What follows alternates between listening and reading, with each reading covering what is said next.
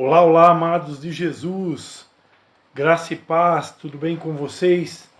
Pastor Christian novamente passando aqui para deixar gravado para você mais uma aula da nossa Escola de Líderes. Chegamos então à nona lição do módulo 3 da Escola de Líderes. E agora temos como tema da nona lição estabelecendo alvos de conquista. Anote aí. Tema da nona lição: estabelecendo alvos de conquista. Nossa inspiração bíblica: Evangelho de Lucas 14, do 28 ao 31. Pois qual de vós, querendo edificar uma torre, não se senta primeiro a calcular as despesas, para ver se tem com que a acabar? Ou qual é o rei que, indo entrar em guerra contra outro rei, não se senta primeiro a consultar se com 10.000 pode sair ao encontro do que vem contra ele com 20.000? Ponto de interrogação. Então vamos lá, amados, como sempre fazemos, o nosso raciocínio por princípio bíblico. Raciocínio por princípio bíblico. Lucas 14, 34, dentro do princípio do caráter. Lucas 14, 34, a palavra de Deus vai dizer: bom é o sal, mas se tornar-se insípido, como restaurar-lhe o sabor? Então, dentro do princípio do caráter, o líder não pode perder jamais as qualidades de modelo, para que assim seu discipulado não perca o sabor. Então é nosso dever, amados, como líderes, reproduzir o caráter de Jesus. Né? Para isso, nós precisamos ser sal da terra e luz do mundo. Assim como o sal, se ele perdeu o sabor, se uma comida, na verdade, ela não for temperada com sal, ela acaba não tendo sabor, não tendo graça, podemos dizer assim. Da mesma forma, amados, nós não podemos deixar de salgar o mundo, não podemos deixar de causar um impacto, de produzir um sabor em meio às pessoas pelas quais convivemos. Princípio da mordomia relacionado a Lucas 14, 28. Se algum de vós está querendo edificar uma torre, não se assenta primeiro a fazer as contas dos gastos para ver se tem com que a acabar? Então, dentro do princípio da mordomia, nós precisamos planejar e organizar para a conquista. É dever de um líder vitorioso. Então, amados, é dever de um líder vitorioso planejar e se organizar para fazer uma conquista, ok? Nós precisamos ser organizados, precisamos de estratégia, de planejamento, precisamos medir antes se vamos dar conta do recado, né? Antes de assumir esse compromisso realmente de seguir os passos de Jesus, nós precisamos olhar para dentro de nós e mensurar se realmente estamos preparados, porque foi o Senhor Jesus Cristo mesmo quem disse: quem quiser vir após mim, negue-se a si mesmo, tome a sua cruz dia após dia e siga-me. Princípio do autogoverno. Lucas 14, 31 vai dizer, né, qual é o rei que, indo para combater outro rei, não se assenta primeiro para calcular se com 10.000 pode sair ao encontro do que vem contra ele com 20.000. Uma pergunta que Jesus Cristo nos faz.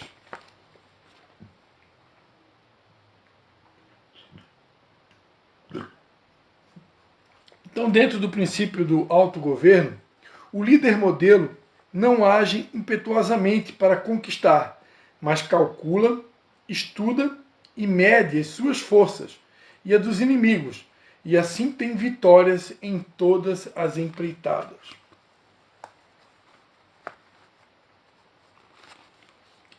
Então, amados, um líder modelo, dentro do princípio do autocontrole ou autogoverno, né, ele é um líder que faz cálculos, que estuda, que mede as suas forças, né, e também dos adversários, para ele saber se vai dar conta do recado. Amém? Lembrando sempre que a nossa força vem do Senhor, que fez os céus e a terra. Amém, queridos? Nunca confie na força do seu braço, mas confie na força que vem do Senhor. Como a gente viu, né? Se o sal se tornar insípido, a palavra de Deus diz no Evangelho de Lucas que para nada mais serve senão para ser lançado fora e pisado pelos homens. Então vamos lá, introdução. Ser discípulo ou fazer discípulo é uma conquista que exige alguns cuidados para não gerar algumas frustrações pessoais. Não queremos ser nem tampouco fazer o sal insípido.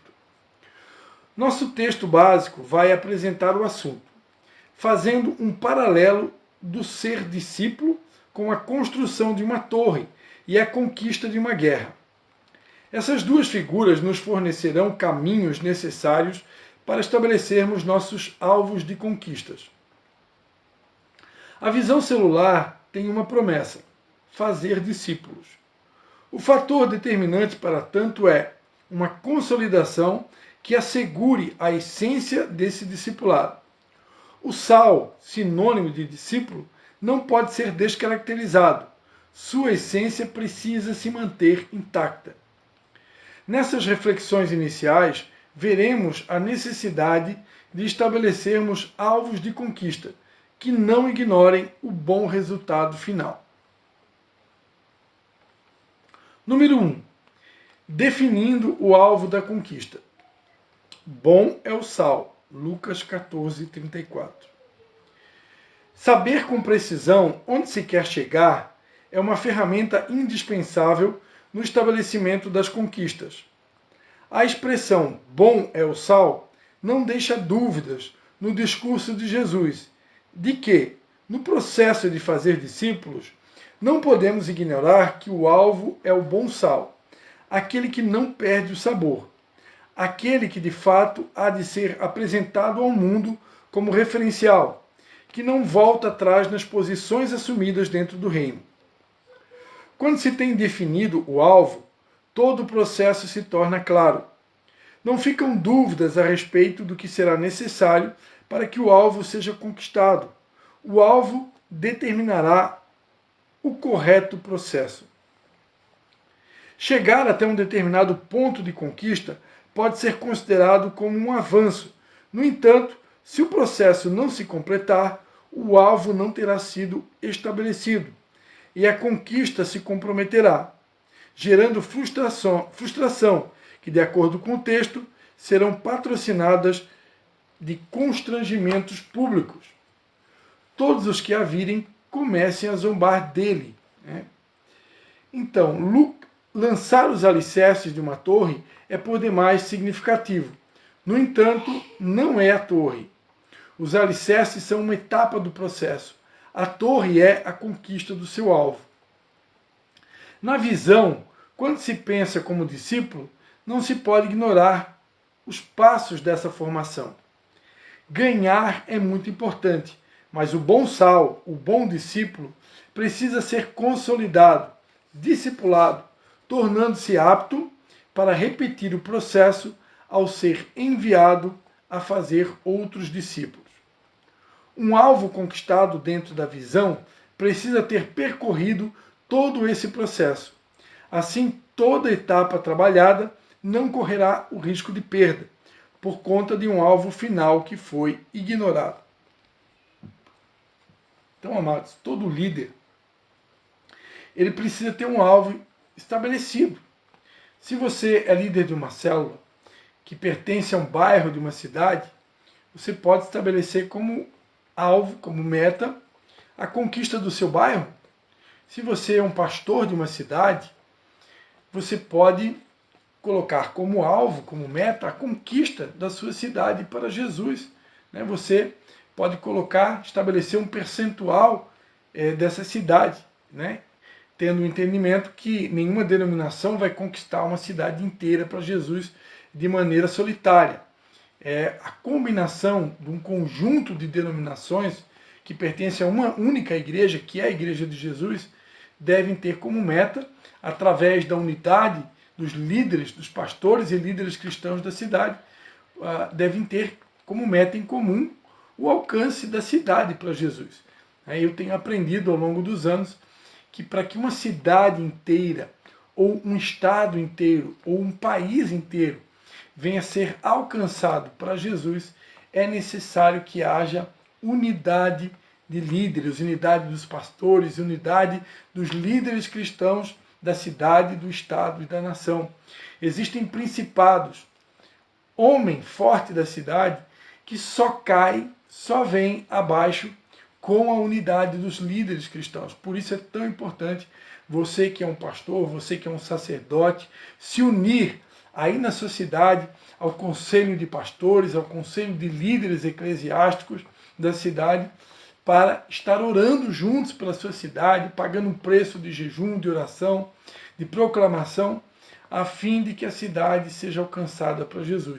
Eu torno a repetir, cidades, estados, nações, para serem conquistados de uma maneira total, precisa haver unidade entre os pastores, precisa haver unidade entre os líderes cristãos. Deus quer que haja unidade, independente de denominação, seja evangélica, católica, universal, presbiteriana, metodista, seja os nossos irmãos da Assembleia, Quadrangular, Batista. Deus deseja unir todos. Deus deseja unir todos, para que todos façam parte, tenham esse entendimento de que pertencem a um só corpo, com uma única fé.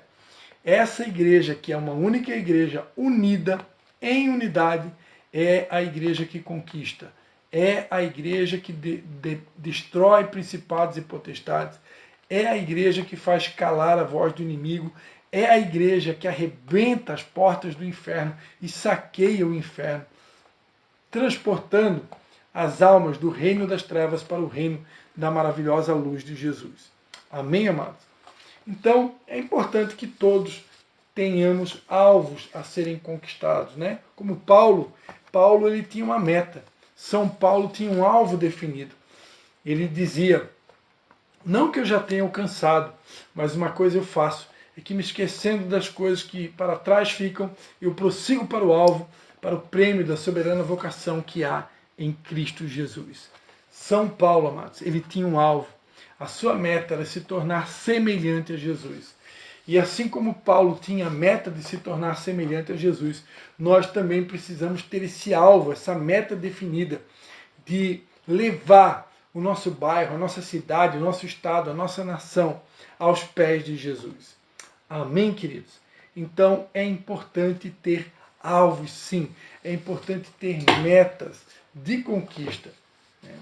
Lembrando que quem dá o crescimento é o Senhor, mas nós precisamos ter o desejo de conquistar as vidas para o Senhor.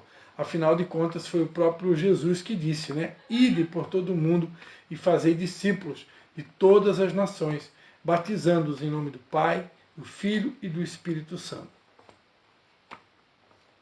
Número 2. Planeje a sua conquista. Então, não se senta o primeiro a calcular as despesas. Não se senta primeiro a consultar-se com 10 mil. Lucas 14, 28 a 31. Quando o alvo é definido, logo o próprio alvo sugere o caminho a ser trilhado, para que ele se estabeleça em meio às realizações propostas. Planejar a conquista de um alvo é uma tarefa que requer de todos um planejamento adequado, seja um construtor de torre ou rei.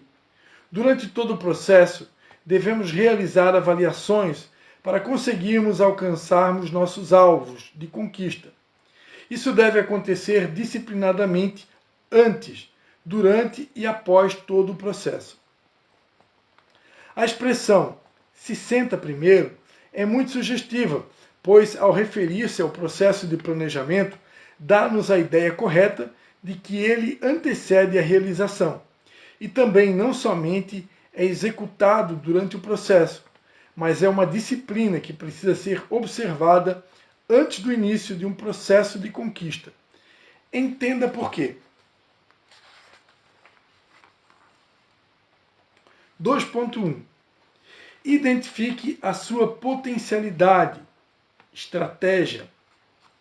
Não se senta primeiro a consultar-se com 10.000.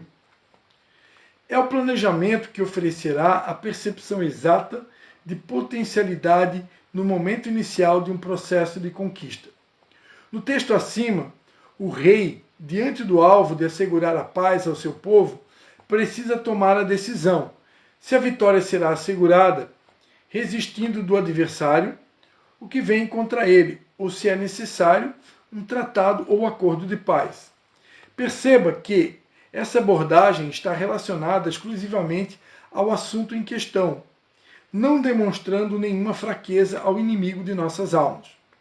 Mas aqui, a avaliação dos recursos disponíveis não interessa diante do meu alvo estabelecido. O seu planejamento, que deve ser estratégico, não pode ignorar o que se tem de capacidade conhecida, que é a sua potencialidade para o gerenciamento e execução da conquista, a ser estabelecida pelas etapas propostas. Assim, ao estabelecer um alvo de conquista para suas células, você tem que se certificar qual é o alicerce necessário para sustentar com segurança a conquista proposta. Uma célula propõe a existência de um líder sobre ela, para conquistar seu alvo. O processo precisa responder gerando líderes suficientes para gerenciar a conquista proposta. Para não acontecer de entrar na guerra com 10.000 sem a condição de superar a oposição dos 20.000. Não considerar a potencialidade do presente é comprometer as conquistas do passado e não alcançar aquela que foi projetada para o futuro. Por esta razão, antes da ação, sente primeiro para avaliar sua potencialidade.